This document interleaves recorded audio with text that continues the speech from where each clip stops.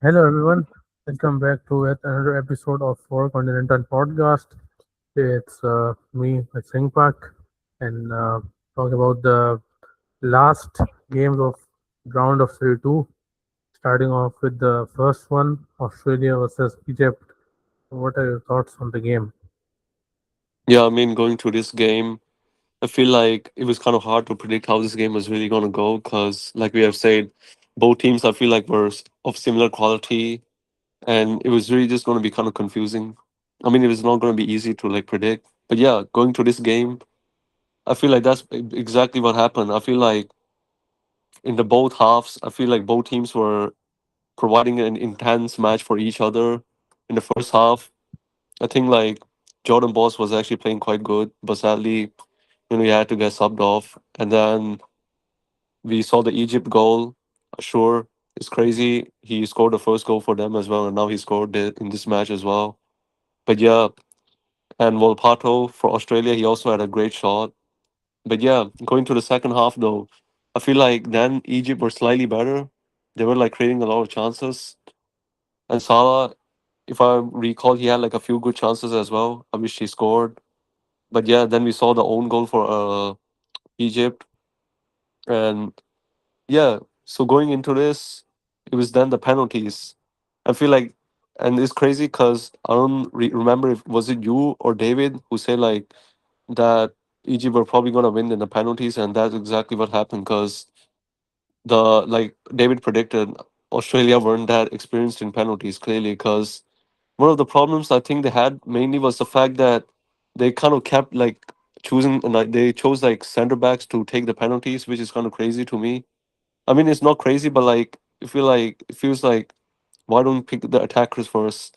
And then it was also even more strange considering like they substituted the goalkeeper, and it kind of made sense in the sense that the goalkeeper they brought on was more experienced and stuff, but sadly it didn't look like he made much of an impact. Cause so yeah, what's your thought on the game though? Yeah, I mean, obviously, this was a very tough game, perhaps, because both of the teams were like, uh, there's nothing much to really, uh, you know, tell them apart. Both the teams are quite balanced sides. I mean, you could argue Egypt has more Salah, but I mean, he did show his quality eventually. But talking about the game, Egypt obviously scored the opener, Imam Ashur. Once again, he's been balling for Egypt in this World Cup. He's been, I think I don't recall him having a bad game in this World Cup for Egypt so far. Uh, so yeah, he scored the opener. Then Egypt were a bit on the back foot. Australia kept on attacking, especially Volpato.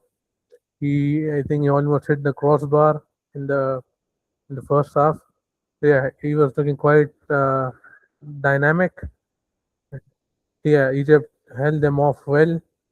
Moving into the second half, right at the start of the second half, Marmoush missed a very open chance. Think if they had scored that, they, it wouldn't have gone to the pens. But yeah, Marmoush wasn't really able to convert the chance. I think it was right after the second half started. It was a very quick attack from Egypt, and it almost paid off well. And I think what really made a difference for Egypt was their substitutions. And their number 12, if I'm not wrong. Uh, Wait, let me just confirm if yeah, this Hassim Hassan, him and yeah, the moment he came on, I think Egypt looked quite more dangerous. They started, you know, started attacking more and uh, send more crosses into the box. And on the other side, then in the last 10 minutes, we saw Trezeguet come in for Hafiz, and he definitely made an impact as well. Both the wingers are quite, they're quite, they were playing good. They were about to almost make a difference. Like if you remember, I think it was the last minute of the 90th minute or something, but uh, the the Australia goalkeeper Patrick Beach, he really made a point blank save. The header from Rabia, and yeah, he Oh yeah, that was literally a crazy saved. save. Yeah, he literally saved it on the last minute. So, and that was a beautiful cross from Mo Salah, as you would expect him to, And Mo Salah obviously had a chance as well, which he could not really convert. It came on his right foot instead of the left, but still, good game from him. And very unfortunate, Muhammad Hani from Egypt. I think he scored two own goals in this World Cup, the first player in World Cup to do so, to score two own goals in different games. But yeah, he's been really unlucky. If you look at his first own goal against Belgium, that wasn't much of his fault either. And secondly, this one, I think he could have done better, but he could not really turn it away from the goal. Mm, yeah, and yeah, it was an own goal from him. But right before the penalties, I think Matthew Ryan's decision, like the manager decision to bring on Matthew Ryan, wasn't really justified because he didn't play a single minute in this World Cup. Yeah, I mean, yeah, I agree. He has experience with penalties, but I mean, Patrick Beach has been brilliant for Australia in this World Cup. Like he made some wonderful saves. I think the coach should have given him a chance, and maybe he could have saved the pens at least. Like there was like completely zero benefit of bringing on Matthew Ryan because he saved none of the penalties. And right before the penalties, the Egyptian coaching staff really pulled up Matthew Ryan's past penalties and showed them to the players. And yeah, I think it definitely helped them out. Uh, and and for the Australian side, yeah, as you mentioned that they sent basically their center backs to for the penalties. I think this was a bad decision from their side, considering they had their attackers on. I mean, if they had to start from the defenders, I feel like they should have started from BH because he's like one of their most experienced player. I think he should have took the first penalty because I personally believe that the first penalty really sets the tempo of the shootout. And Suter couldn't really convert. He pulled Gabriel penalty, and Yeah, yeah, I mean, a lot of them are recreating the Gabriel penalty this yeah, World Cup. yeah. And I mean, most of them have been center backs like Jonathan Tah, Suter. Yeah, both of them have been center backs. So yeah, they really have to up their penalty game in this World Cup. But yeah, the penalties I was not completely convinced by their order. They should have allowed their strikers or midfielders to come for the penalties first, but it didn't really happen. And yeah, they paid for it. And really happy for Egypt. I think they won their first ever knockout game in the World Cup. And now they have a much bigger test in the next game where they face Argentina, the legendary Mo Salah versus Messi. So yeah, and let's move to the second game of the day, the most entertaining game, Argentina versus Cape Verde. So what are your thoughts on this game? Yeah, I mean, let's just appreciate the game for a second here. I mean, what a game of football it was. And just hats off to Capo Verde for pulling off this masterclass. I mean, yeah, sure, they not got knocked out, but what a way to get knocked out, though. Like, they were wonderful this World Cup. They provide us with the most entertaining game so far as well, in my opinion. But yeah, talking about this game, starting off at the start, obviously, I did think Argentina kind of had the momentum, but just in general, I think Capo Verde were looking quite organized. They were like really like putting all the effort and showing up. They were like really putting up a fight, and I feel like Wozniak, he was arguably the man of the match. I know Messi won the official man of the match later, but I feel I disagree with that. I mean, he was literally on fire. He saved like two free kicks from of Messi. and especially the first free kick of Messi, that was like quite good in my opinion. And he also made like few saves for other times as well. And obviously, though, we cannot like not talk about the Martinez pass for the first Messi goal. I think that pass was wonderful. Just the whole goal was quite wonderful. And then yeah, but I feel like what I kind of learned from this game was the fact that Argentina defense did look kind of shaky at times. So I feel like for the Duarte goal that was scored, there were like no one marking the guy who crossed, and even the second goal they scored, like the Cabral, I do think it was a wonderful goal. It looked beautiful to look at, but I feel like on like another day, I feel like the defense could have stopped that. But yeah, and then going to the extra time. I mean, this was extra time, but like yeah, and then after that, I think Romero kind of helped like to secure an own goal. But yeah, what do you think of the game, moment? Yeah, I mean, obviously we have to appreciate the football Cape Verde played against the former world champions, the current world champions, perhaps the defending champions. And I mean, yeah, even if at the start they were defensive, but they did good defense. Like they weren't really allowing any spaces. But then, obviously, we saw Lisandro Martinez finding Messi, and Messi doesn't really miss from such opportunities. And he scored the opener. Then we saw Cape Verde, getting some attack, and yeah, I agree with the first goal. Argentina defense could have done better. First of all, the pass, Medina could have done better to stop that, and then Duarte, who was in the middle, I think he could have, I think if he was like properly marked, he wouldn't be able to score. Like he was kind of left alone. Lisandro Martinez came in late after he had the ball, but yeah, there should have been better marking from the Argentina side. And then moving forward, we saw, uh, yeah, Lisandro Martinez scoring from a corner, which really upped the tempo. But Cape Verde didn't really seem for a moment that they were, like heavily under pressure. Like they were quite calm and they did quite well. And talking about Vozinha once again, keeper masterclass. He saved a one-on-one against Messi. He saved two of his free kicks, and yeah, he made a couple of other decent saves as well. He stopped that Enzo Fernandez shot as well.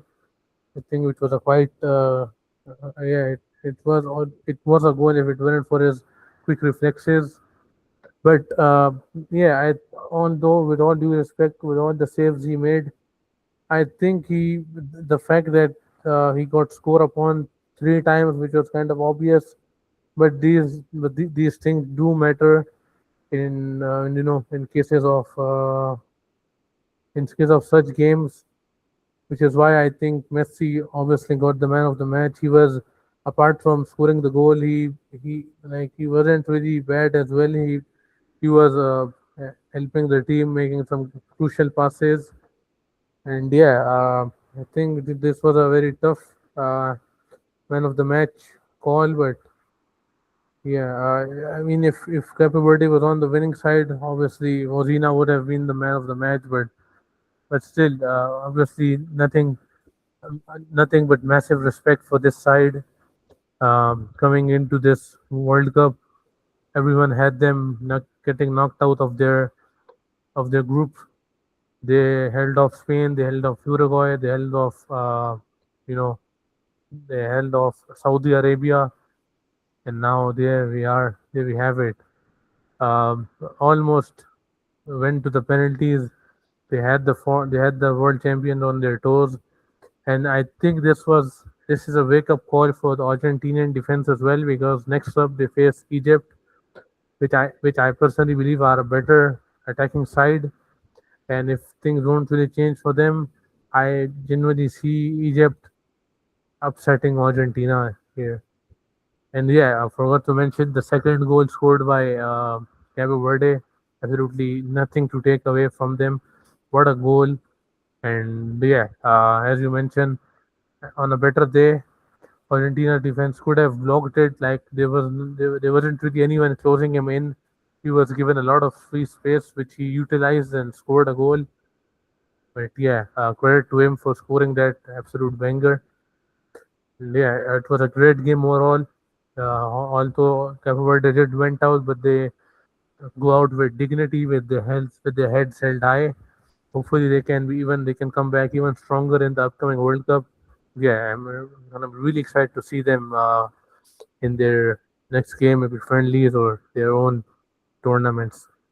Yeah, I mean, no doubt this will go as one of the greatest underdogs run in the World Cup. I mean, Capo Verde, they just had a fantastic performance, and the fact that they put up this type of performance against Argentina is crazy alone. I mean, like you have said, in the first half they were like more defensive, but in the second half they were like starting to like go attacking side a lot more, and they did kind of make Argentina defense look shaky at times. So yeah, that was crazy. But with that, shall we move to the next game? Yeah, and let's move to the final game of the day. Colombia versus Ghana. So, what do you think of this game? Yeah, I actually want to hear your opinion on this game. Okay, okay. So let's see. I I think this was kind of like a one-side game, perhaps for Colombia, because I didn't really see Ghana attacking like quite that much. It was Mexico. It was sorry, Colombia. It was they kept coming on. They kept making chances, and Arias obviously scored a good goal. And I feel like Colombia should have won this 3-4 nil, but they could not because of, let's talk about Ziggy, the Ghanaian goalkeeper. I think he made six saves, if I'm not wrong. Yeah, he made seven saves. Yeah, he made absolutely crazy saves. Yeah, I mean four. I believe four of them were from inside the box. And if it weren't for Ziggy, then Ghana would have been embarrassed by Colombia. But speaking of Colombia, obviously they've been the underdogs for many people, including you. They did well in their group stage. They kept the momentum on in this game as well. They they didn't really they didn't really show a weakness for for Ghana to didn't really show a weakness for Ghana to exploit. They were solid at the back. They're good at the front. Once again, Luis Diaz scored a goal, but was ruled offside. And yeah, I think Colombia, they will look really dangerous. I believe they face Switzerland up next. So Switzerland, uh, I'm not really convinced from you know, their gameplay so far because they are yet to face a team that has been brilliant. Even their group, the toughest opponent arguably they faced was Canada, and yeah, I think facing Colombia will definitely be a big test for the Swiss. Yeah, I mean, I'm glad you kind of were on the same page as me in this game. I feel like this game was probably the least entertaining game because it was really a one-sided game for both halves. I feel like it was a bad performance for Ghana. Like you really kind of expected them to do slightly better considering like the defense they showed against like England. But yeah, going to this match, the Ghana performance really reminded me of the Panama game, which is kind of crazy because they won that game. But yeah, they were just kind of uninspiring. Going forward, they really just like did not bring on any convincing attacks. It was just kind of uninspiring. And especially after watching the Capo Verde performance, when you see like this type of Ghana performance, it was just kind of disgraceful to think of, in my opinion. But yeah, Colombia, there was no doubt that they were the dominant side. I mean, they had like a lot of chances throughout the game, and obviously Arias scored, and then Diaz he had an offside goal, which by the way after the goal he did do the Jota celebration, rest in peace. But yeah, sadly that was offside, and then Ghana's goalkeeper really was saving Ghana. I mean, I believe just a while after Diaz had another chance, and then he saved it. But yeah, the problem I do have with Colombia right now though is that it feels like the sometimes the midfields actually go very forward, and if it starts to feel like the strikers are assisting the midfield. But yeah, so far still like solid performances by Colombia. But I wonder though, like against a bigger team though, if they continue to like miss chances like that, would they get punished for it? I mean, they probably would. But yeah, what do you anything you want to add on, Moment? Yeah, I mean, the fact that you mentioned, facing a big team, I think they showed us against Portugal. I mean, this is a several kind of talk that Portugal weren't really attacking much, but I mean, if you look at the quality the Portuguese side have, uh, Colombia definitely dominated them, and I think the toughest opponent they can face up front is now they face Switzerland in the upcoming game, and after that they could either face Egypt and Argentina. And in case they face Egypt, you wouldn't really take them lightly because if Egypt reach the quarterfinals, they would have to beat Argentina. And if you know any team that beat Argentina, you don't really take them lightly. So I think that Switzerland will be a tough test for them because their forwards have been really good, especially Manzambi. So yeah, well, Switzerland will be a test. Will definitely be a good test for Colombia and see how they play against such a side. Yeah, So yeah, right, right. So with that, shall we move on to the predictions? yeah, so we already did the Canada versus Morocco one. So let's talk about the Paraguay versus France game. So what are your Yeah, right. predictions for this one? Yeah, right. So it is probably easy to say like France will be the favorites, but I do want to add on though for the Paraguay versus Germany game.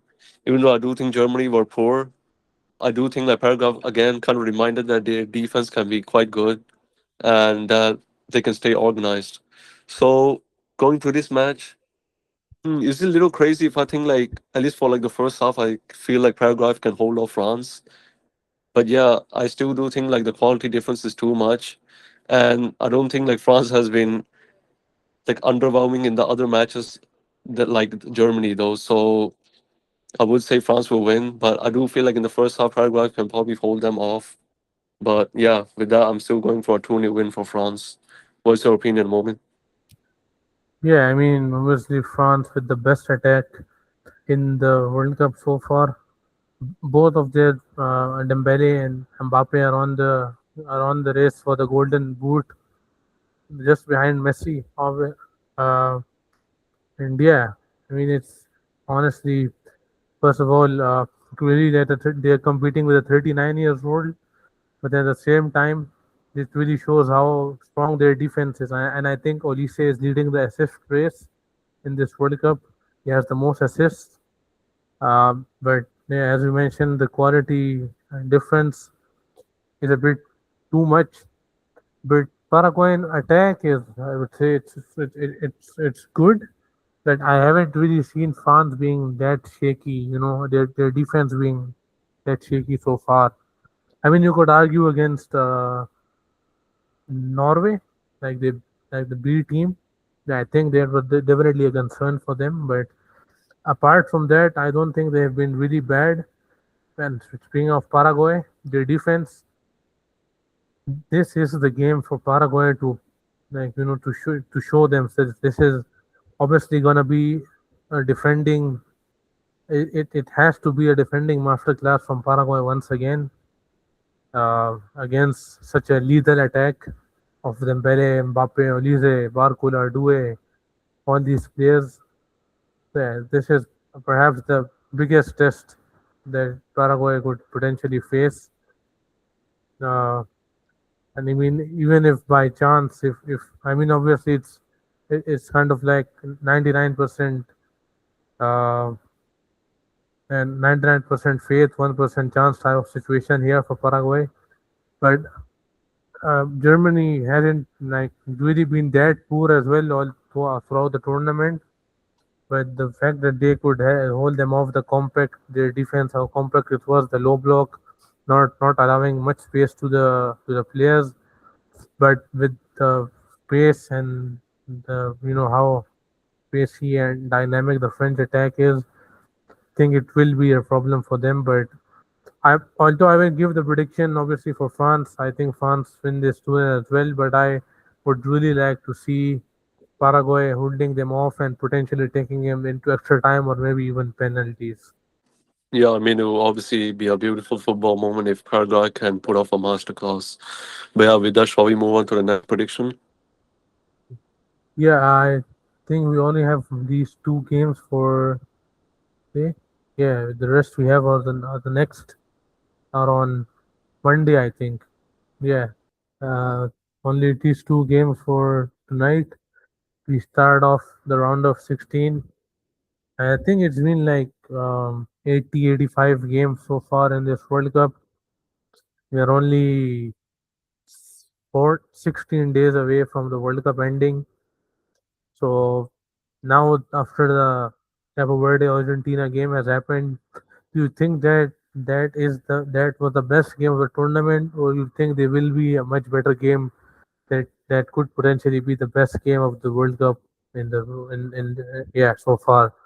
So what do you I mean, think like overall? obviously, obviously, so far the World Cup has been gifting already. We got to see like great games. On top of my head, I can think of obviously the Argentina Cape Verde game, Netherlands versus Morocco, and Belgium versus Senegal.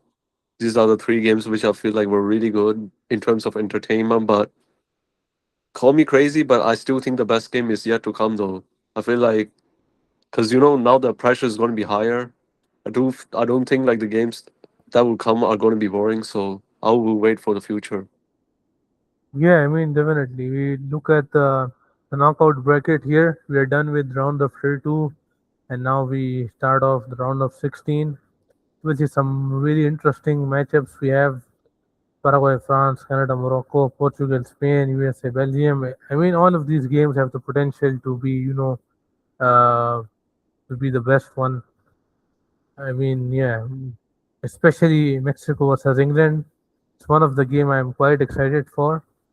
Mexico haven't lost a game in 13 years at Azteca, so I think it will be a huge test for them. Yeah, facing England, that they have the the quality that they have. Harry Kane, who's been brilliant for England this World Cup, and yeah, some really great games we have in round of 16 for us.